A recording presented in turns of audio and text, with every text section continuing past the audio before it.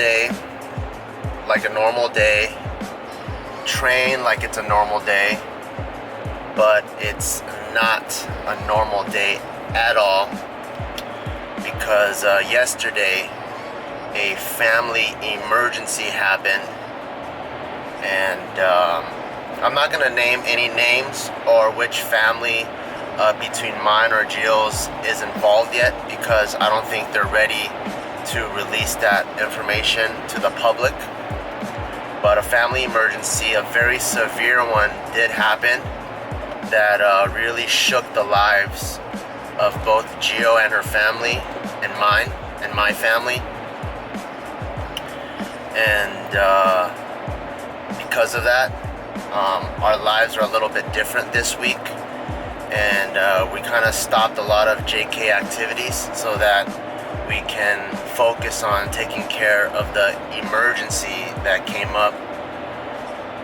And now I'm driving to Rose Hills, which is a cemetery and mortuary, and it's also the same place where my grandpa on my dad's side is buried. So if you could pick up the hints, yes, there's been a death in one of our families, and it's a huge unexpected death, and I think that's why it shook up both Gio's family and mine, because we are married. And so I'm on my way there.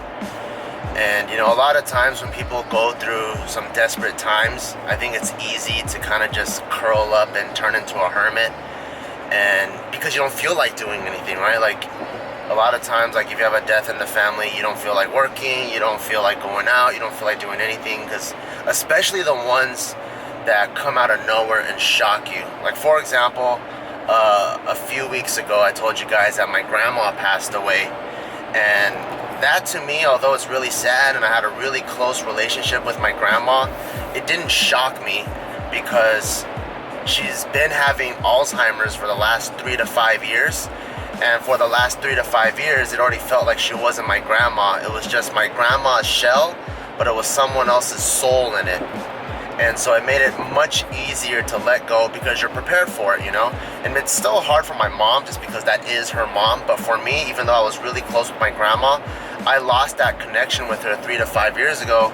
But every time I go to Taiwan, I would still treat her with all the love and affection that I have and try my best to repay her for all the things she's done for me, like make me yummy food, wipe my ass and all that. And you guys saw me, like I gave her a red envelope, which in the Chinese culture, like that's how not only how elders or elder people reward the kids for Chinese New Year, but that's how the younger generation, the juniors, pays respects to their seniors. So I had a really good relationship with my grandma, and but when she passed away, I was like, okay, cool, like I saw that coming.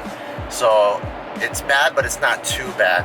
With the more recent death, it was pretty bad because no one saw it coming. No one was able to prepare for it. And now, like, all of us involved have to kind of just slam on the brakes and put a halt on our current lives to kind of take care of all the things that we have to do, whether it's the funeral, the mortuary, the will, what to do with property. Like there's like a bunch of stuff that we really have to take care of that we never saw coming.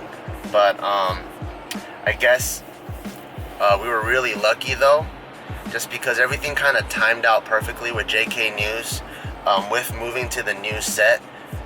Although it looks way better, there's a lot of problems that arose, and like Biggie's song, right? More money, more problems. That's literally what happened. Like with the bigger, more professional set, it looks way nicer, but now there's all these additional things like sound or scratchiness on the lob, or the studio sounding too clean, and to the point where it doesn't even sound real. Like if you see someone running across the grass, all you hear in your ear is someone breathing.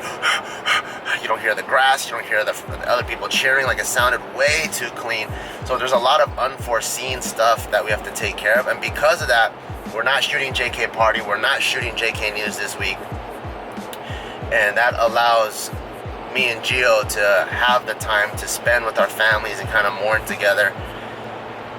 And so that's what I'm doing. I'm driving to Rose Hills right now to meet up with some family and to kind of take care of the things that we need to take care of. Don't worry though, there's no need to be sad for us. I just want to share this part of our life with you guys because, you know, that's real life. You know, a lot of vlogs show the happy times, the joyful times, but that's fake. Like everyone, regardless of how successful, how unsuccessful, how much family, if you're a loner, if you're extrovert, everyone goes to high and low times, and this is one of the low times. But I think it's important to keep your head up and keep doing what you need to do and keep doing your responsibilities. So I still trained this morning.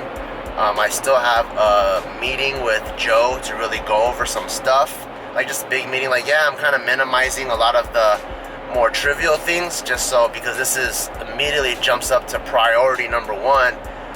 Anything that's not priority number two or number three, I'm just kind of like moving it back and postponing it until next week after we take care of all of this stuff and after everyone's spirits are back up. So that's kind of where we're at right now. I just got a text from Gio, so I got to answer that because I can't vlog and drive and text at the same time. And I'll get back with you guys soon.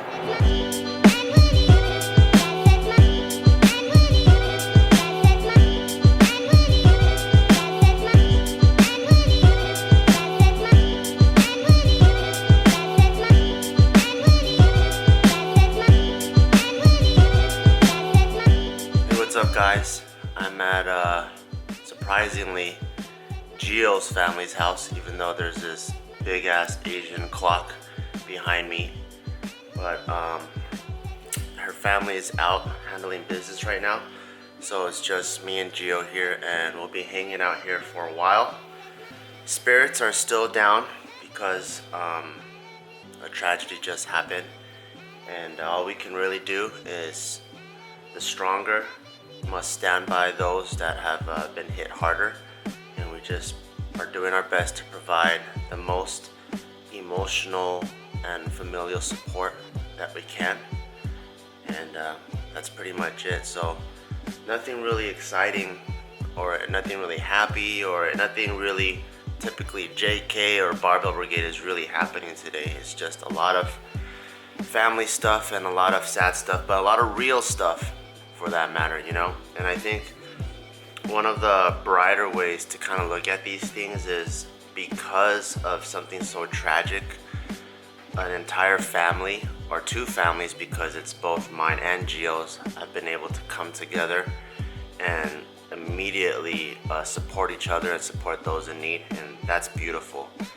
And so I always feel like, yeah, although there are times where things are very bad and very tragic and traumatic that happen to you in your lives, there's always another way of looking at things in a positive light. And I really feel like, you know, that saying where they say when one door closes, another door opens.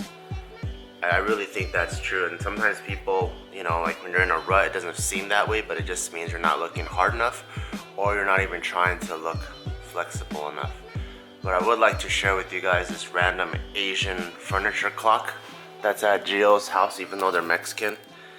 So it's like this Japanese, Chinese looking clock with all this gold ornamentation, and there's all these lucky cats in there. And then over here, there's a matching cupboard, same thing.